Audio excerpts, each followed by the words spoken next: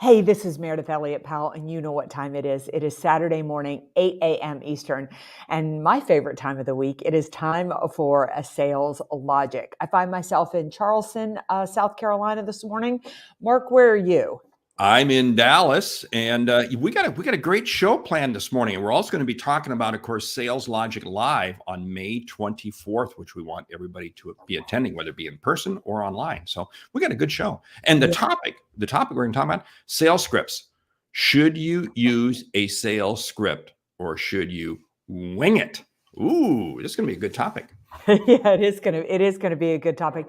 I want to mention again, Sales Logic Live happening May 24th. Truly, mark your calendars. This is one event you do not want to miss. I was just talking about it on a podcast yesterday, and the purpose of it is the fact that so much in today's marketplace has shifted. And Mark and I are going to spend the day with you, those that are going to attend, really diving into what your sales strategy needs to look like to not only navigate this, but to actually capitalize on the shifts coming in the marketplace. So with that, I'll hit this video and let's start the show. We prospect with integrity, we will get customers who have integrity. We prospect with integrity, we will get customers who have integrity. Integrity is the foundation from which everything is built on. You better understand value. But at the end of the day, sales is a relationship business. It is a people business. It is an emotional business.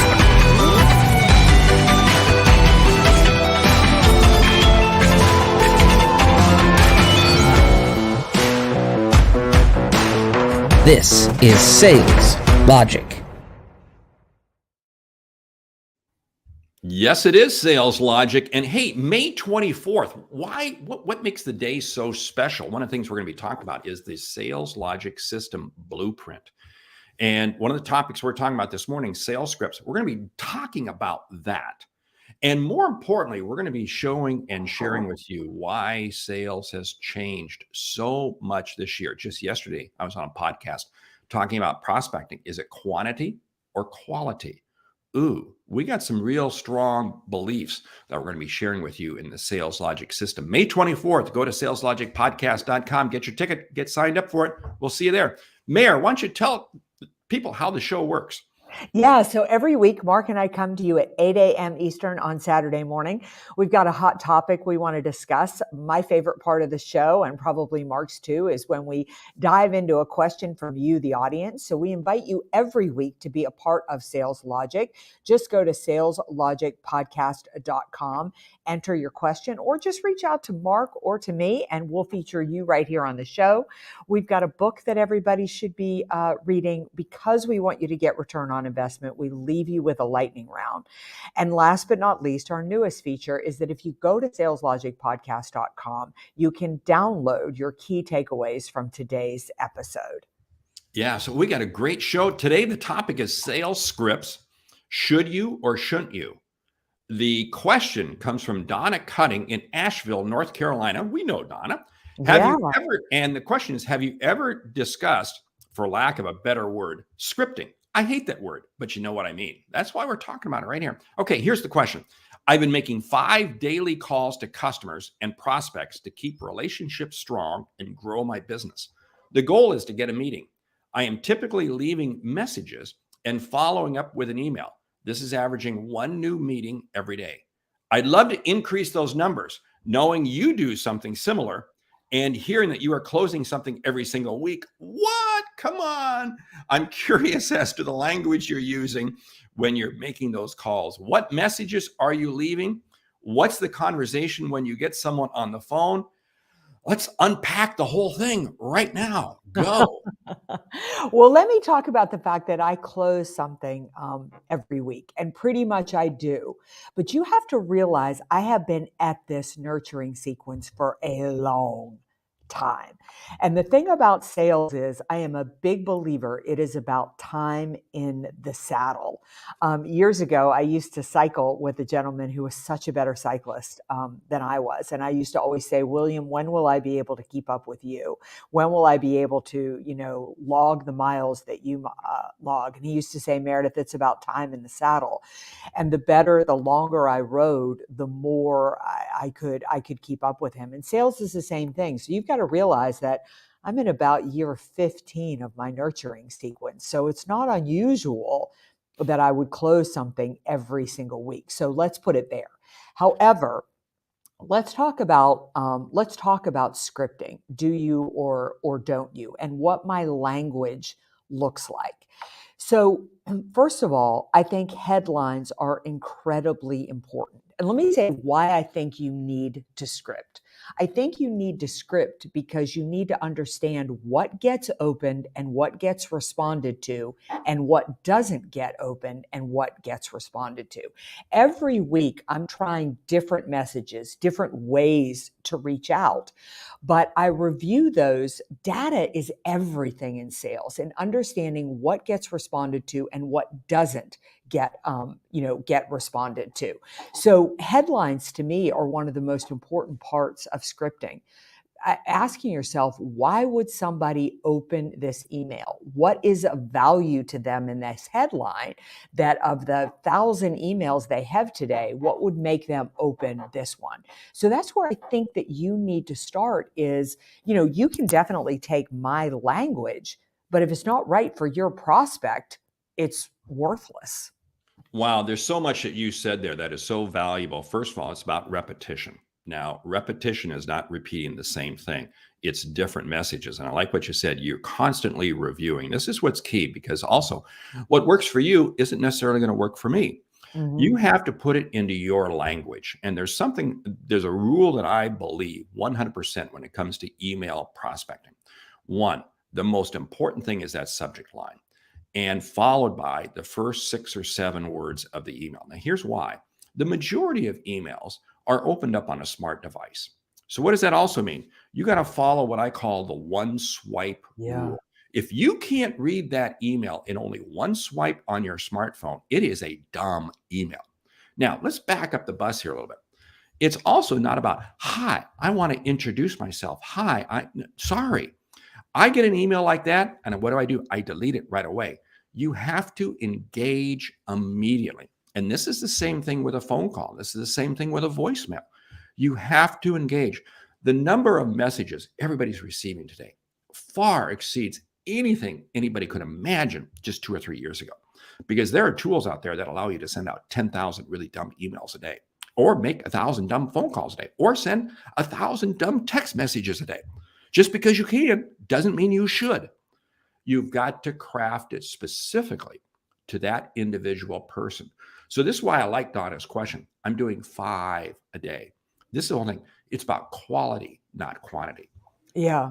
5 is so manageable. But Donna, where I would start is basically ask yourself, who are you reaching out to? The second is, what's of value to them? What matters to them? And what does your subject line need to look like? Like this week, I'm using a subject line for a webinar, a masterclass that I'm offering next week. And the subject line is find the right talent at the right time to develop the right leaders. Because who I am targeting is most concerned about developing that next those next level leaders. So I tested this headline last week, and I got pretty good open rate on the headline. So I'm using it again this week. Now, Mark said that the majority of emails are opened up on a smartphone. I think it's so important to know your audience as well. Like, I was thinking about this the other day. I use a lot of video in my outreach. I use Vidyard quite a bit when I outreach. The majority of my prospects, meeting planners, are actually opening their emails on a PC. They're on a desktop. They're sitting at their desk all day. If I were targeting B2C or something like that, or entrepreneurs or franchise owners or somewhere like that, I'm not sure I would use video, because I'm not sure it would get opened as much on a smartphone, because they're busy people kind of running around. So I think you need to know your audience as you put together your emails and get that messaging out there. See, that's so key again, because know your audience, because different people have different styles. I find that some segments, if I'm emailing a CRO, I do not use video. They're not going to open a video. They're not going to waste their time on it. But Right. I can use video to reach out to other people. So again, it's knowing the messaging and knowing how you're sending it. But it really comes back to this fundamental thing. You have to make it about them. Now, this is the whole challenge about scripts. People say, should I use a script? I'm going to script out an email pretty clearly, okay? And my emails are very, very short, not more than 3-4 sentences. That's it, period. And I don't introduce, if I'm introduce myself, I don't start the email off by introducing myself. I put that down about sentence 3 or 4, because again, if I introduce myself to begin with, they're going to blow me off, because I'm going to say, what's this guy doing? I have to engage them, and I engage them with a question that is relevant, or a fact that is relevant to them.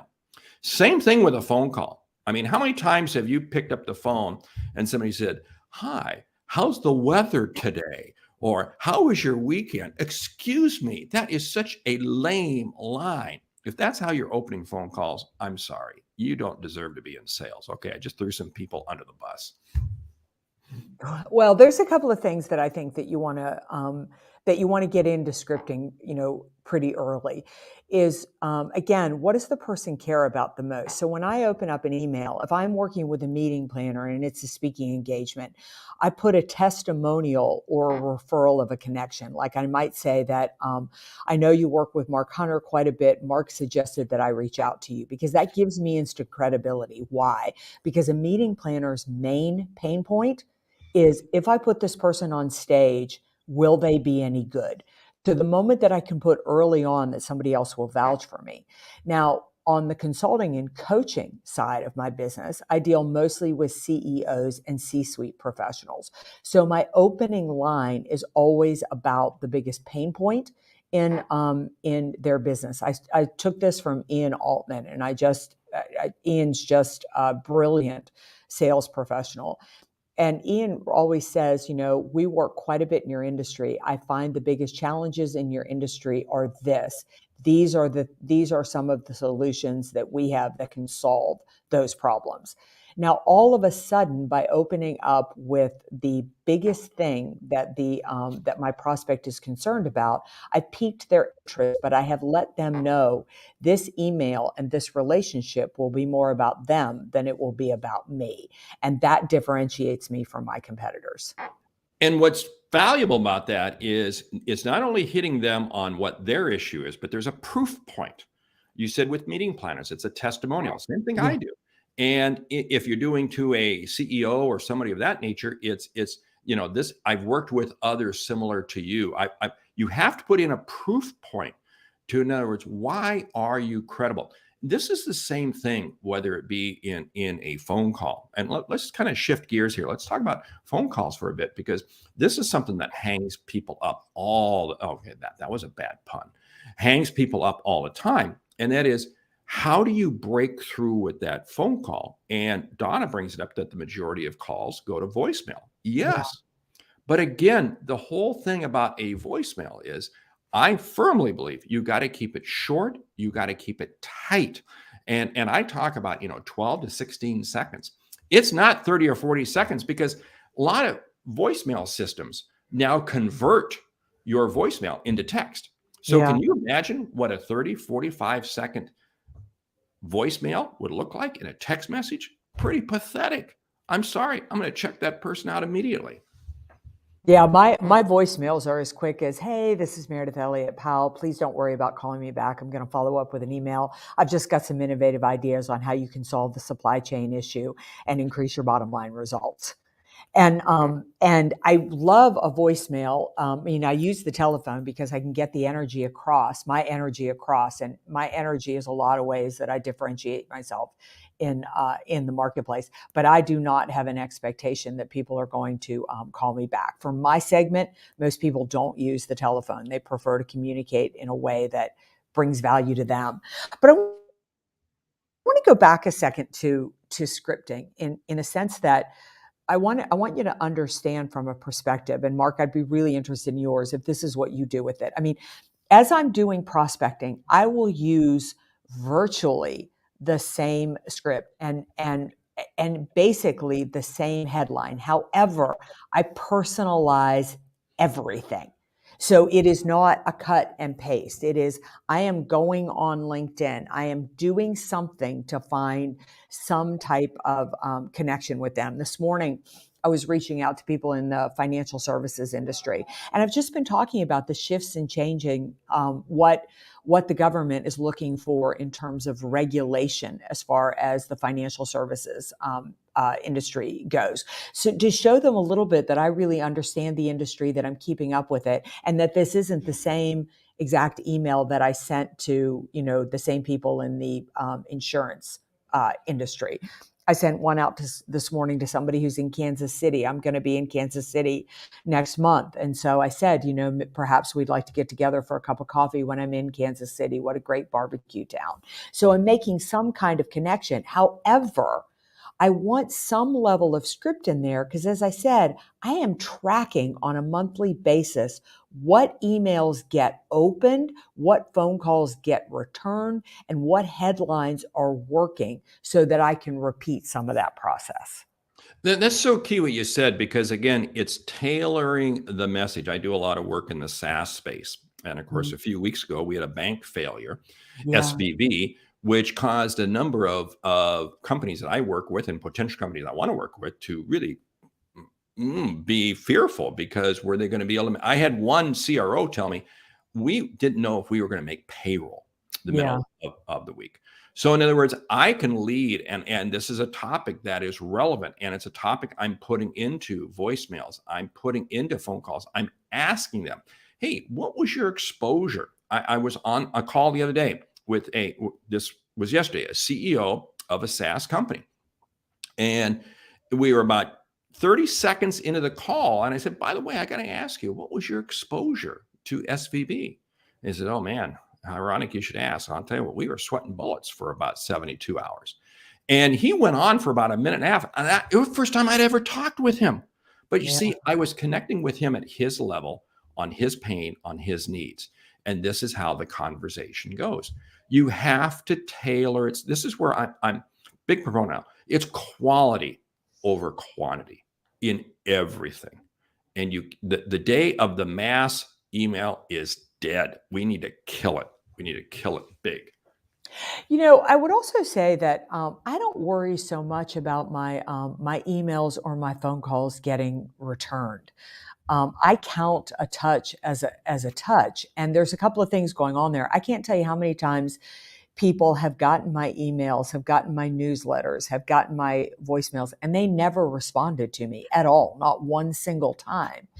But then a year later, they'll call out and say, we'd be interested. Like I just had one, a big pharmaceutical company I'm doing a huge project for now. And I've probably emailed her. I did a speaking engagement. She saw me speak 2 years ago. And I've been reaching out and staying in touch with her. And she's never responded to one thing.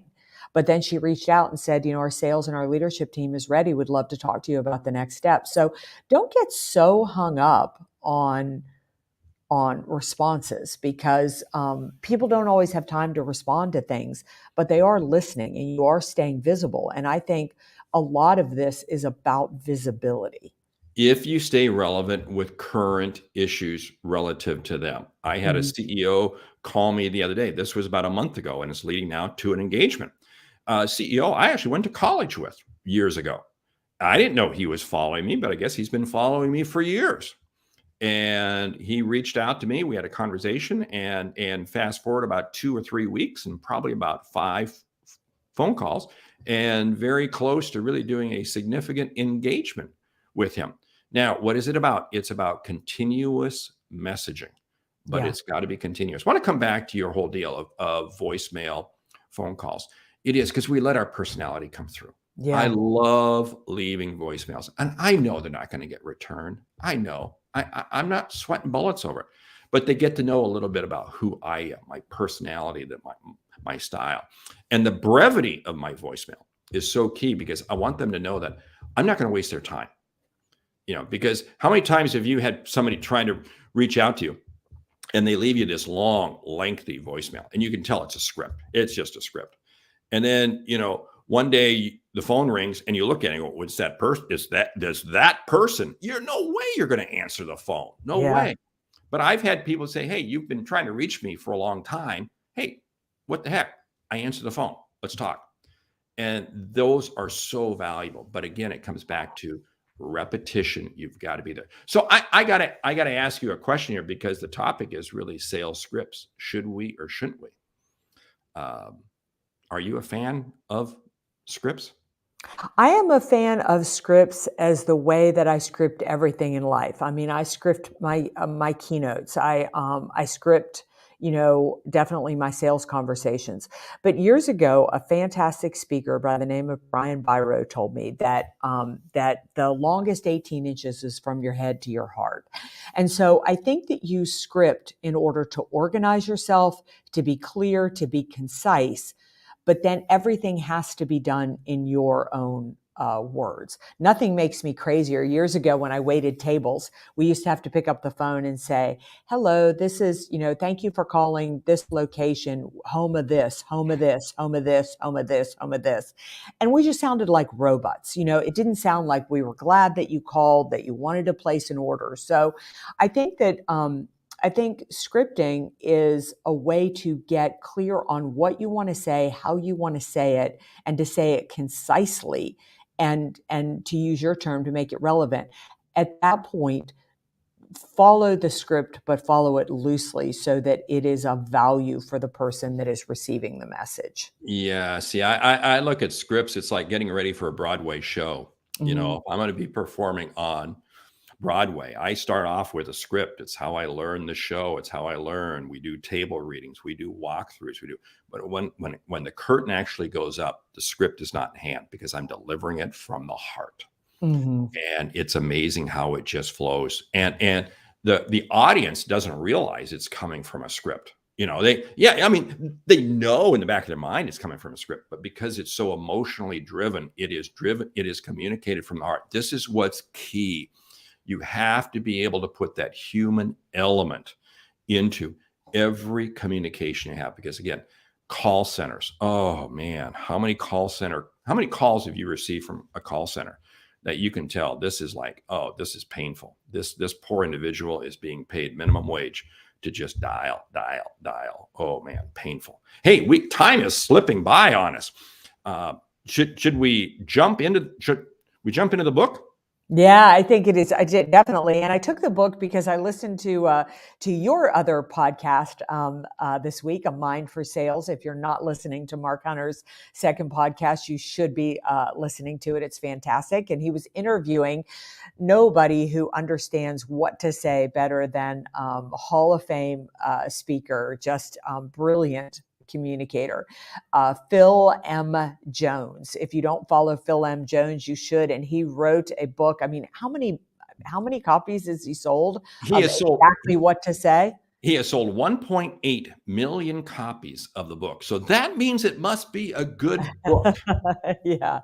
And Phil is a fan of scripting, but again, saying it from the heart. But exactly what to say is a brilliant book in helping you understand how to really connect, be relevant, and have a meaningful conversation. Mark, one of the things I really loved from that interview that Phil had with you was he is a fan of asking a question to get agreement at the beginning of the conversation. Did I understand that correctly? Yes, that is correct. Because what are you doing? You're engaging. This is the key thing. You have to remember, you have to engage the other party, because otherwise all you're doing is you're just broadcasting. That doesn't mean anything. Yeah. Yeah. Just So, kidding. all right. Hey, let's jump into the lightning round. And before we do that, we should say, hey, jump out to Sales Logic Podcast, because we got downloads we're putting out there each week to really help you do this. But more importantly, we want to get you registered for May 24th, because the Sales Logic system, all the things that we've been talking about, we've been doing this show now, a couple of years, I think, or something. Yeah. We've got a tremendous amount of topics, and we have put in place a blueprint. And when you join us on the 24th, you're going to get this blueprint. And I guarantee it's not only going to change how you sell, it's going to significantly increase your results.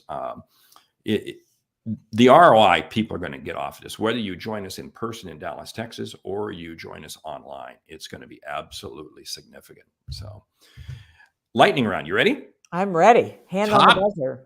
Top 10 conversation openers with a new prospect. Go. Yeah. Brand new prospect. I would open up with some relevance to their industry. Thank you. And I love, hey, find something relevant to their company. What was an announcement that they just made? What was something? You can use Google Alerts. There's so many ways to get little insights. Lead with that. Yeah, I like looking for something personal on their LinkedIn profile. So often I'll find we went to the same college, or, my best friend grew up where they grew up, or something, something like that. So some kind of relevant connection there. Yeah, I love, if I'm especially calling a CRO, a CEO, is lead with a common connection. Who's somebody I'm connected to? Because it's that peer relationship that very much helps you get in the door. Yeah, I think, along with that, I think a testimonial from somebody else that you have worked with in their industry is always a great way to start the conversation. Leading with a key piece of information that was just released. Jobs report just came out yesterday. Is that relevant to somebody? Interest rate changes, whatever's happening. Maybe there's a big announcement in their industry. The CHIPS Act was just recently passed by Congress. And in my world, in the SaaS world, that's a big deal. Leading with that. Yeah, I'd say an article that I just wrote that was published in one of their industry magazines. I write and for a lot of industry magazines where, those are the prospects I'm calling on. So I'll lead with an article that I just had published in a magazine that they read. Let them see you are part of their industry. You are part of their space. You're not somebody else. You're not some outlier, but you're one of them. Hey, why don't you share one more? I'll share one more and we'll close it down. Well, I think one of the most powerful ways to make a connection is to connect them to somebody else, connect them to somebody that would be of value for a relationship that would add value to them. It's about investing in them before you ask them to invest in you. And I'll end with, never think that one touch is going to suddenly magically create the relationship. You're going to have to do this touch multiple times using every medium out there, but just make sure each one is different and tie it in personally. So with that, we want to say, hey, before we close down the show, talk again about May 24th. Yeah, May 24th. super excited. Go to saleslogicpodcast.com to find out about May 24th. But most importantly, mark your calendars. Mark and I are going to be live together in Dallas, Texas. You can join us live or join us virtually. And literally, this is going to be a roll up your sleeves, get to work kind of day where we are going to roll out the Sales Logic Blueprint. Again, everything about today's marketplace has shifted. And what you did in the first 2 quarters of this year won't necessarily work in the last 2 quarters of the year. But if you want to understand how to make this changing landscape work for you and why your customers and prospects are going to need you more in 2023 rather than less, then plan to be there. This is a great event to bring your sales teams to as well. So you walk away with a methodology guaranteed to increase results. Yeah, I had a CEO tell me this week that he's going to bring his entire team. Well, they're going to be online. And it is, because here's the whole situation. From contact to close, everything has changed. Everything has changed in 2023. COVID is quickly becoming the good old days. And it's amazing how things are changing. Anyway, join us May 24th, saleslogicpodcast.com. Hey, with that, we want to say thank you for listening this week. If you like what you hear, subscribe, rate, and review the show on your favorite podcast app. If something we've said has earned you $1, hey, consider telling a friend, would you? Because it's how we grow when we help you grow. I'm Mark Hunter. And I'm Meridith Elliott Powell. And remember, when you sell with confidence and integrity, all of this uncertainty suddenly becomes your competitive advantage. and the sale becomes logical. All right. We'll see you right back here next week, 8 a.m. Eastern, for another episode of Sales Logic. Until then, go out to saleslogicpodcast.com. Plan to join us on May 24th. And together, we're going to turn all of this uncertainty into a major competitive advantage.